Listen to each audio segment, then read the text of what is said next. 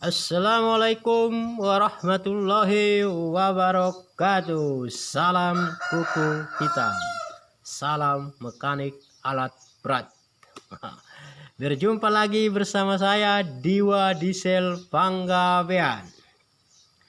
Dalam kesempatan ini saya akan membahas tentang solenoid palap. Ini di tangan saya ada solenoid palap ya. Solenoid palap ini punya PC 200 strip 8 dia, yang Galeo, yang MO, PC 200, PC 300 ini sama nih solenoidnya nih. Nah, di sini ini letaknya ini di bawah kontrol palap ya. Dia kalau saya nggak salah itu ada 5 biji dia. A1, A2, A3, A4 sama ada perbantuan A5 nih, entah 4 biji lah itu. 4 biji entah 5 biji ini dah. Nah, di sini saya akan membahas ini satu persatu secara detail gimana cara kerjanya dan berapa tahanannya biar solenoid ini berfungsi dengan maksimal, dan cara menganalisa kerusakan pada solenoid ini, solenoid palap ini. Ya, yang pertama ialah ini strukturnya ini ada jarum ya, kalau kata orang sih jarum ini nih. Ini masuk ke sini nih. Kalau apanya sih spool ya, ini namanya spool kalau apa, tapi kata orang jarum spool. Nah, ini adalah merupakan apa ya? Dudukan dari rumah spoolnya gitu. Nah, yang di sini ternyata ini ada sebenarnya di dalam sini nih. Di dalam ini ada kumparan ini, kumparan untuk tahanan lah namanya. Tahanannya kalau satuannya ohm ya, kalau tahanan. Nah, tahanan di sini tuh kalau arus dimasukkan, kalau ada arus masuk ke sini, sini nih ada ini. Apanya ini? Nih. Ini kan ada songketnya nih. Aduh. Waduh. Ada rontok pula. Nah, ini dia nih. Nih. Tup. Tup. Ah, nih.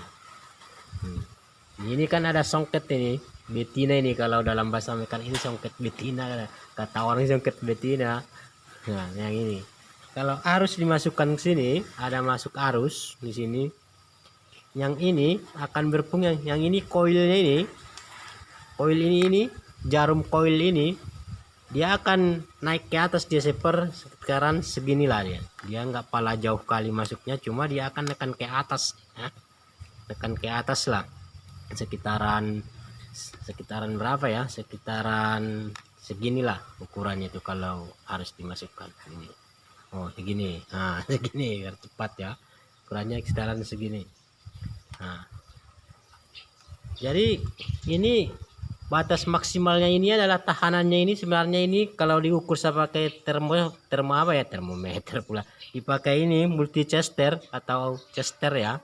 Nah, ini tahannya sebenarnya daya tahannya itu 52 sampai 60 ohm. Nah, bagaimana cara mengetahuinya, ini kita tes ini biar kawan-kawan sekalian pada tahu ya fungsinya ini. Ini kita pasang songket jantan deh nih, kawin sama betina biar kawin ya kan. Nah, tap. Nah, ini sab ini kita ukur ini ya, dimasukkan ini.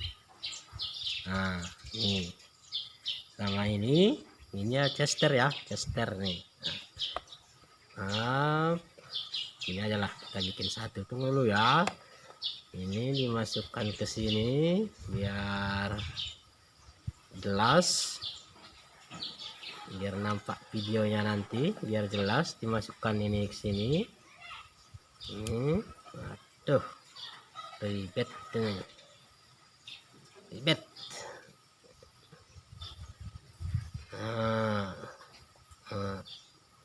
Tup satu, tup ini.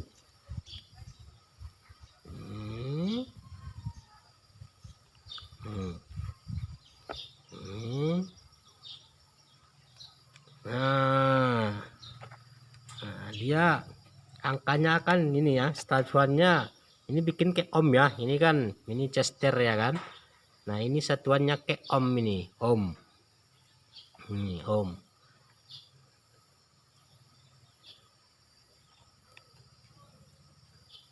Hmm. Hmm. Wah, lepas pula. Ini aja lah ini. Ini yang sini, ini ke sini, dipasang. Nah, ini dia nih satuannya nih. Ada 52 ohm. Ini angkanya kan. Testernya kurang bagus ini. Koslet dia. Nah, ini. Tuh angkanya nih. Nih. Nah. Nah, nampak enggak? Nah, 51, 52. Nah, 52 ya. Nih, 52 sampai 60 ohm. Berarti kalau kita ukur tahanannya di bawah 52, berarti selenoid ini udah nggak berfungsi lagi secara maksimal ya. Kita akan ini berarti dia akan ngejim ini kalau udah nggak berfungsi lagi dia. Kalau di bawah 50 ini kan panas ini. Kalau kita kasih alur, kita kasih arus 24 volt, ini coil yang sini akan panas ini, dan ini akan mengeras ya. Yang ini kita akan sulit untuk nyabutnya ini nih. Kalau dia udah rusak yang ini nggak akan bisa main kayak gini nih, karena dia udah makin ini di press ini makin nggak ngembang dia kan, makin ngembang sini, jadi ini panas, ini jelas setelah panas, ini panas itu kan ikut panas juga, jadi akan lengket ya, lengket. Yang biasanya ini akan lengket, jadi alat yang kita fungsikan ini nggak akan bekerja dengan maksimal. Contohnya kalau ini difungsikan untuk jadi solenoid lock lah gitu ya kan, solenoid lock. Jadi ini coil yang di dalam ini, jarum coil ini, dia nggak akan mau nekan keluar dia. Kalau sampai ini ngejim, maksudnya kalau panas itu nggak berfungsi lagi, ini nggak akan berfungsi lagi coil ini, dia akan nggak nekan. Jadi alat itu nggak akan bisa bergerak sama sekali ya kalau ini coilnya tinggal nggak keluar gitu. Karena ini kan fungsinya untuk nekan spool yang ada di rumah apa itu ya, rumah solenoid palap itu kan ada itu rumahnya. Jadi ke di sini pun ada spool, ada spring. Nah, nanti di pembahasan selanjutnya akan saya jelaskan tentang rumah solenoid palapnya ini gimana cara kerja ya. Nah, kalau kita ibaratkan ini dari solenoid lock, kan semua solenoid A1, A2, A3, solenoid swing, solenoid pal, solenoid lock, swing, boom, arm, semua kan sama bentuknya kayak gini. Cuma letaknya aja yang berbeda gitu. Nah, ini kalau dia nggak keluar, jadi kalau ini ada solenoid, alat itu nggak akan bisa gerak sama sekali.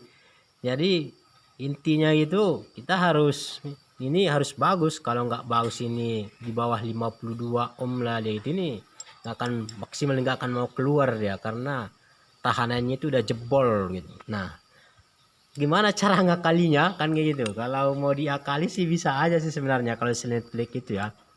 Ini kan fungsinya ini arus yang masuk ke sini, ini kan fungsinya untuk biar spoolnya ini kan keluar kan gitu nih ya. Jadi kalau kita tiba-tiba terdesak lah gitu, entah nggak ada barang bekas, nggak ada spare partnya gitu kan, barang gantinya, sebenarnya kita bisa mengakalinya ini gitu biar alat itu bisa beroperasi kembali. Caranya adalah yang ini, kita cabut yang ini spoolnya ini kan, kita cabut lah ini kan spool ini. Nah, ini kita kasih ganjal di dalam, kita kasih masukkan ke dalam ganjal, baru kita usaha agar dia keluar segini, biar kalau kita tekan ke sini dia nggak ikut masuk ke dalam lagi, biar posisi gini lah, posisinya dia keluar sedikit gitu.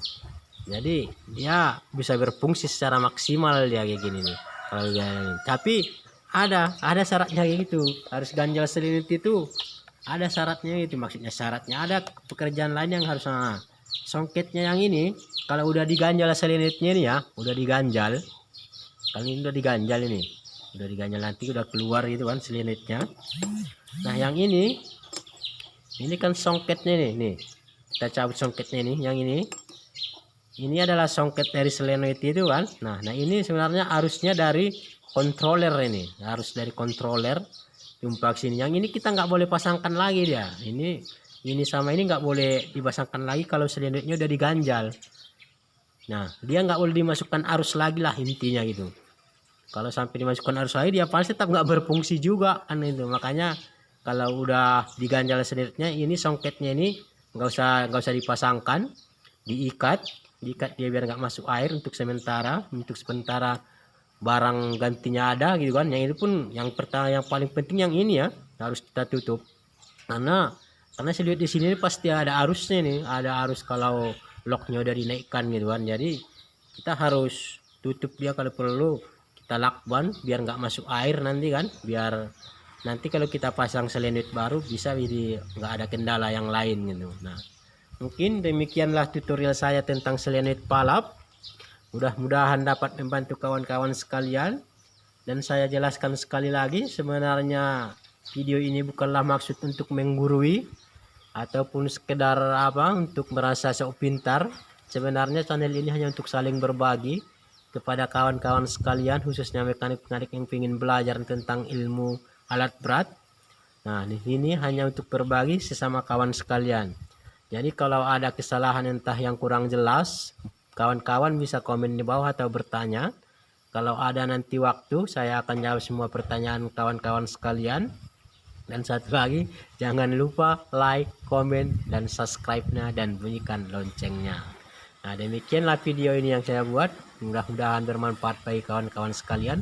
Assalamualaikum warahmatullahi wabarakatuh. Salam kuku hitam. Salam alat berat.